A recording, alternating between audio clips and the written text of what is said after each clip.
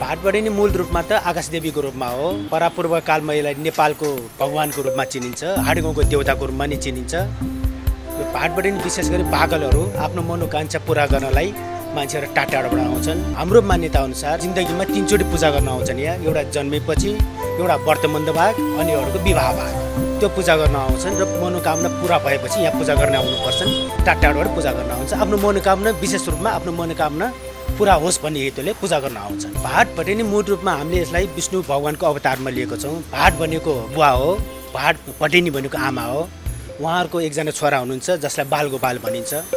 विशेष रूपमा उहाँहरू विष्णु भगवानको अवतारको रूपमा हामी पूजा गर्छौँ। आकाशदेवीको रूपमा भएको भएर मूल रूपमा आकाशदेवीको रूपमा पुजिन्छ हामी। त्यही भएर उहाँले कहिले पनि पृथ्वीमा अवतरण गर्नुहुन्न, टेक्नु पनि हुन्न।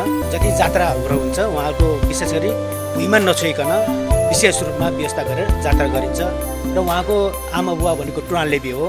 टुवालदेवीको रूपमा छोरी ज्वाइँको रूपमा उहाँहरू रहनु भएको छ। परापूर्व कालमा पहिलेदेखि नै जुन बच्चा रूप जन्मेपछि त्रिखुट्टी राखेर छोप्नु पर्ने भन्ने मान्यता थिएन। र भाट र भटेनी जुन यस विशाल नगरी राज्यमा उहाँहरू बसेको बेलामा सत्ययुगमा बच्चा जन्मिनु भयो र केही त्रिखुट्टी रूपमा छोप्नु भएन। अनि त्यही विष्णु भगवानले चिल रूपमा राखेर उहाँहरू बच्चालाई लिएर जानुभयो। र त्यो सत्ययुगमा सबैजना तन्त्र मन्त्रको ज्ञाता हुनु भएको भएर उहाँ पनि आफ्नो तन्त्र मन्त्रको शक्ति प्रयोग गरेर उड्नुभयो।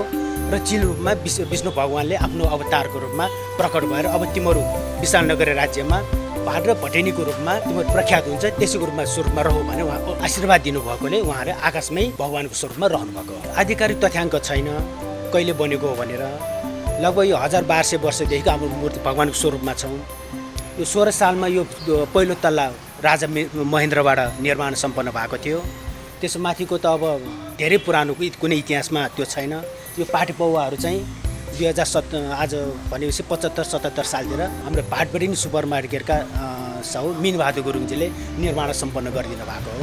विशेष गरेर औँसी पूर्णेरी एकादशीमा पूजा अलि हुँदैन, भाकल पूजा हुँदैन।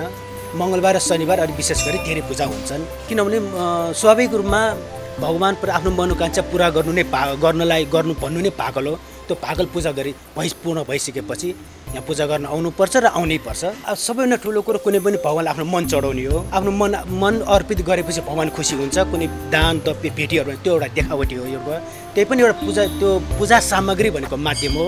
आफ्नो मन चढाइसकेपछि पूजा माध्यम हो। त्यो कुनै पनि तपाईँले कुनै पनि किसिमको पूजा सामग्री अर्पण गर्न सक्नुहुन्छ। भगवानले यो लियो भनेर भन्नुहुन्न। यहाँ भाकल भोगको रूपमा बोका चढ्छ, हाँस चढ्छ, कुखुरा चढ्छ। भाकल भोग नचढ्नेहरूले चाहिँ नरबेल चढाउँछन्।